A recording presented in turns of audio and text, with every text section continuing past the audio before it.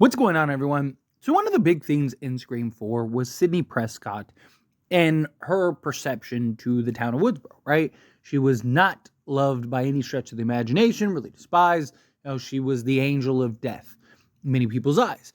And, she went, did her thing. Scream 5 comes, right? She's in Seattle, I believe. You see the stroller moment and scene. And then she comes and takes on Ghostface with Gail after Dewey's death. We never really got to see what is her family life, obviously. Also, what is her relationship in the towns, right? Whatever town she lives, whatever city she lives in, right? Is she well respected? Is she loved? Does she have a lot of friends? Does she, somebody that's kind of a recluse, like, a loner to herself and just kind of has Mark and maybe a friend or something, right? Or a nanny or whatever the case may be. What is she going to look like in this upcoming Scream 7? There's a lot of ways and directions in which they can go about it. Well, there is again, rumor based on how Sidney is perceived and kind of the thoughts in the town in which she lives. Of course, take this stuff with a grain of salt. As always, this is just speculation until it is actually confirmed, until we see the movie. But it does make sense. So it's why I want to talk about it. That is, in the upcoming Scream 7, Sidney will have a friend and, nanny and stuff like that. So there will be characters that are kind of on Team Sidney. We'll see if they end up becoming Ghostface or not. Hope it's not something like that. Kind of sounds a little too predictable, but again, digress. See how that goes. But she is based, again, on the rumors to not be very liked in the town in which she is in. Now, the reason I think that this makes a lot of sense and why I think that they should kind of continue that stretch is because of her history, right? Obviously, all the Ghostface attacks, obviously the perception from all of the media and the books and everything in which not, right? This isn't something where she was, this beloved celebrity that rose to fame. No, she rose to fame on the deaths of people that many people would perceive as her fault and her kind of being the reason and the catalyst, right? Right? Like, even in reality, I think that this is a good thing that would translate to reality, right? Like, if there was some woman living on your street that every time people are around her, they end up dying, and she's constantly being attacked by Ghostface, and she's had numerous boyfriends, and all of her history and everything has been based in books, and there's questions of like, hey, has she ever been involved, right? Like, there's all these things. Like, you'd kind of raise an eye, you kind of be like, hey, stay away from that lady's house, right?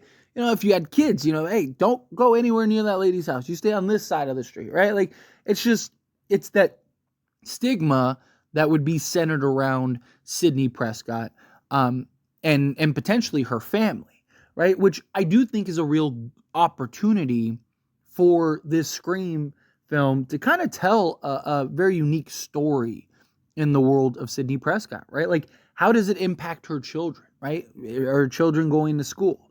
And if so, like, are they teased? Are they bullied because they're Sidney Prescott's kids? And it's like, your mother, she's the devil, right? Like, seeing like even adaptations of that in Halloween and stuff like that, right? Like, is she looked at as like, because of you, the boogeyman's coming, right? Like, type thing.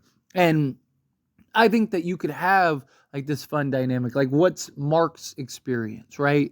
Does he have friends that are kind of, kind of keep the distance? The town people kind of like him, is he a sheriff or something, or a detective in the town? Like, there's a lot of ways that you can kind of approach this family dynamic for Sidney Prescott and kind of give us a different look and light that we've never gotten before. Right? You could make this entire film, for the most part, just basically center around Sidney, which kind of seems to be part of the intention, right? Again, based on the reports and the rumors, again, take it with a grain of salt, but it kind of seems like it's going to be kind of a bit of a half and half. Like, half the movie is going to kind of be centered around Sidney and the family dynamic. Another half is going to be centered around like the new core cast. But I'm not going to lie, I kind of do like the idea of like a family-centric Sidney movie where, maybe Ghostface is working behind the scenes, just kind of taking out everyone in Sidney's life, right? Like, and maybe even Sidney's oblivious to it towards the end, right? Like, what if, she has, a neighbor, like a crazy neighbor, and then Ghostface takes out that neighbor, right? And then, Ghostface goes and takes out whatever, her boss, right? Ghostface takes out her nanny. Ghostface takes out, her best friend. And then all of a sudden everyone around her is dying. She's trying to figure it out. And then all of a sudden maybe she's a suspect. Maybe they're looking at her as like the killer, right? There's a lot of things that I think you could do that could tell a very fun, unique story into the Scream world. And you just have Ghostface kind of just like tearing her life apart brick by brick and kind of giving you a different, not, the same script of a Sidney story. Again, I really want this film, which I've always been in the camp of like, I think sooner rather than later you should move off of Sidney Prescott. I actually was in the camp of like, hey, I think it's good that Scream 6 doesn't have Sidney, and Scream 6 had its success without her, and it felt like a film that didn't really need her. But I understand the circumstances given this installment of Scream, given, everything that happened with Melissa Barrera and them having to kind of pivot and go a new direction. It's like, the safest route is to bring Sidney back, bring back Gail, kind of tell a story around that, which, okay, get it. Got the circumstances. I get it. Let's do it. Fine, let's go that direction. But you got to give me something unique in the Sidney lore, right? Give me a real glimpse into Sidney's life. Let me see the character development. Let me see the growth in the character. Let me see how she is today. I mean, we didn't really get much of that in Scream 5. Last time we really saw Sidney, and even in Scream 4, we didn't really get any of that because we didn't even know half the things that they revealed in Scream 5, right? So if we're going to go that direction, you got to give that to us. Can't kind of just like, leave that hanging as this dangling fruit that we're never able to reach. So I like the idea of like, she's kind of this like outcast, right? She's kind of this like black sheep that everyone wants to kind of stay away from. She's the town witch, right? Like, it's like, hey, don't go near Sidney. Stay away from Sidney, right? Like, and, people around her kind of like look at her different, and it impacts her children, and it impacts Mark, and it's just this life. But she's this huge public figure that everyone knows that, she can't really escape it. She can't really get away from it. Like, what is she supposed to do?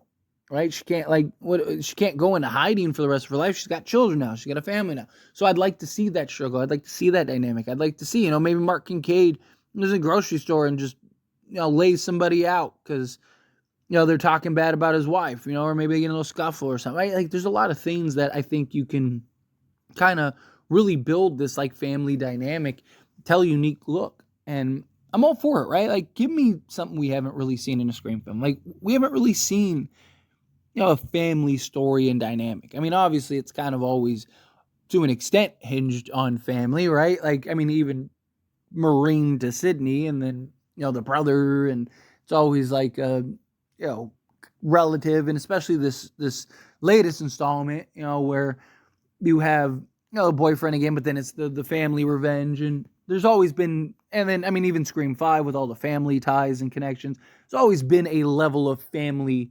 dynamic, but this would actually be a family dynamic. Like, this would actually be a glimpse into Sidney's world as a mother, as a wife, dealing with the struggles of just like having to be Sidney Prescott, Mark dealing with the struggles of having to be Sidney's husband, and then her children having to deal with being Sidney's children.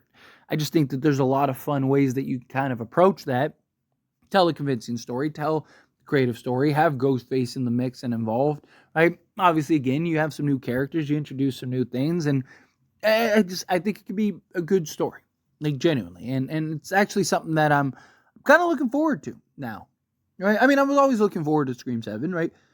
More Scream the merrier. I'm all for it, but there's always the questions of like, how are they going to approach this? Like, is this just going to be another Sidney film where it's like the brother's cousin's nephew's uncle comes out of the woodwork and wants Sidney dead? Like, are we even going to get to really see the family dynamic? It's like, there is this level of mystery to Scream 7 that is very exciting, right? But there was that level of mystery in Scream 5, and they kind of laid a dud, in my opinion, right? Like, I felt like Scream 5 had a real opportunity to kind of create its own adaptation of Scream, and tell a unique story that we hadn't seen, and build characters that we haven't gotten. And and I just felt like they just decided, let's just make a Scream 96 all over again. And it's like, it's just, the track record recently hasn't been great to give me a lot of like, oh, they're going to do some great unique story. But if these rumors are true, again, keep in mind, these are just rumors. But if the rumors are true, I actually really like that idea. Obviously, execution, delivery, storytelling are all very important, right? Like if you just kind of have a Scream movie where it's just, they're just kind of there, like it's not really, you're not really doing us justice. But now if you tell a story where you're actually building the characters and telling and showing the family dynamic and showing the struggles, like now sign me up, right? Like now, okay, let's get it. Let's do it. But anyway, as always, this is a discussion. Pass a question on you. Let me know your thoughts and opinions down in the comments below. What do you think? How do you feel? Do you like the idea? Do you think that, like, yeah, you got to have a film where Sidney is kind of the outcast, Sidney's kind of looked at as like, the angel of death again. Again, how do you feel? Whatever your thoughts are, love to hear it. Let me know down in the comments below. That being said, if you haven't liked this video, hit that like button. Helps me a lot. Helps me enjoy these types of videos, and I truly appreciate it. Not subscribe channel, what are you doing? Hit that subscribe button. Turn on the bell notifications. Appreciate y'all. See you in the next one. Thank you.